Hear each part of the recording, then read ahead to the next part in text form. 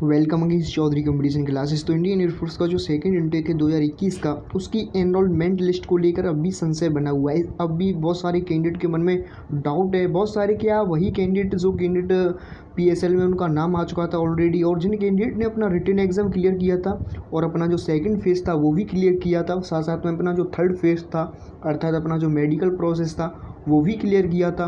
तो उसके पश्चात आपको पता होगा जो आपकी रिटन एग्जाम की जितनी कट ऑफ गई थी सेम कट ऑफ आपकी पीएसएल की रखी गई थी। लेकिन मेन बात होती है अभी एनरोलमेंट लिस्ट। जिस कैंडिडेट का एनरोलमेंट लिस्ट में फाइनली नाम आ जाता है वो भी मेन में, तो उस कैंडिडेट को कोई भी नहीं रोक सकता है ज्वाइनिंग करने से। तो पीएसएल में ऐसे सारे बहुत सारे कैंडिडेट होंगे जिनका पीएसएल में नाम होगा, हो सकता है कि एनरोलमेंट लिस्ट में नाम ना आए, क्योंकि हो सकता है आपकी जो एनरोलमेंट लिस्ट है 1 से 2 नंबर इंक्रीज़ हो जाए। तो जब तक एनरोलमेंट लिस्ट नहीं आ जाएगी, जब तक आपकी ज्वाइनिंग पक्की नहीं मानी जाएगी, तो आप के मन में बहुत सारे डाउट बने हुए हैं कि इसकी जो एनरोलमेंट लिस्ट है कब आएगी। लगातार पोस्टपोन हो रही है, इसका एग्ज़ाम भी लगातार पोस्टपोन होता रहा था, इसकी पीएसएल भी लगातार 1 मंथ डिले पोस्ट आई थी, और जो आपकी जो पीएसएल थी 1 मंथ डिले हो गई थी। तो इस तरीके से देखें अभी आपका जो एनरोलमेंट लिस्ट था वो भी 10 जुलाई रखा गया था, लेकिन अभी अब क्या है कि 24 जुलाई हो चुकी है, और इंडियन एयरफोर्स की जो ऑफिशियल वेबसाइट है उस पर एक नोटिफिकेशन आया था आई थिंक 9 जुलाई को। तो उस नोटिफिकेशन के अकॉर्डिंग जितना हमें समझ पाया, आप यहाँ से देख सकते हो, जो भी कोई कैंडिडेट जिस कैंडिडेट के समझ में ज़्यादा है तो वो भी बता सकता है अपना। जितना मैं यहाँ से समझ पाया तो इसमें साफ साफ बता दिया गया था आपकी जो एनरोलमेंट लिस्ट है 10 से और 26 जुलाई के मध्य आपका जो पोस्टपोन कर दिया गया है। इससे पहले आपका जो शेड्यूल है इंडियन एयरफोर्स द्वारा आई थिंक जारी नहीं किया जाएगा। और आज 24 जुलाई है और कल 25 है, और आई थिंक 26 परसों हो जाएगी। और कहीं ना कहीं अभी बहुत सारे कैंडिडेट ऐसे हैं कि जिनके मन में डाउट बना हुआ है कि इसकी जो एनरोलमेंट लिस्ट है कब पब्लिश की जाएगी, 26 को पब्लिश की जाएगी या फिर इसकी जो डेट है आगे बढ़ा दी जाएगी। तो देखिए अभी इंडियन एयरफोर्स की जो ऑफिशियल वेबसाइट है उस पर किसी भी प्रकार की कोई पीएसएल डेट से संबंधित नोटिफिकेशन नहीं है, कोई अपडेट है नहीं। हो सकता है आपका जो अपडेट है कल इंडियन एयरफोर्स द्वारा जारी किया जाए कि जो इसकी जो एनरोलमेंट लिस्ट है कब पब्लिश की जाएगी, 26 को पब्लिश की जाएगी या फिर 27 को पब्लिश की जाएगी। जब तक कुछ सटीक नहीं बता सकते हैं, लेकिन अपना एक अनुमान लगा सकते हैं, और अनुमान के मुताबिक जो भी कुछ आप यहाँ से देख सकते हैं इसमें जो लिखा हुआ था, रीजन्स भी बताए गए थे, control publication of enrolment list. तो इनटेक जो सेकंड है 2021 का पोस्टपोन कर दी गई थी, और इसका जो अपडेट है बहुत जल्द जारी किया जाएगा CASB की वेबसाइट पर। रेगुलरली आप इसको चेक करते रहें।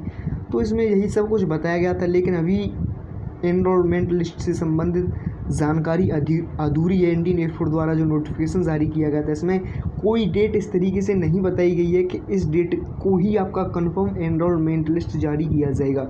तो देखिए एक अनुमान के मुताबिक चलें तो आपका जो एनरोलमेंट लिस्ट है इस मंथ के लास्ट तक आ सकता है, इस मंथ के लास्ट तक, या फिर आपका जो फर्स्ट वीक ऑफ अगस्त है, फर्स्ट वीक ऑफ अगस्त से ज़्यादा आपका लंबा चलने वाला नहीं है। तो आई थिंक हम यही उम्मीद करेंगे कि परसों ही आपका जो एनरोलमेंट लिस्ट है उसकी जो लिस्ट तैयार कर ली जाए एयरफोर्स द्वारा, और आपकी जो एनरोलमेंट लिस्ट है कहीं ना कहीं जारी की जाए।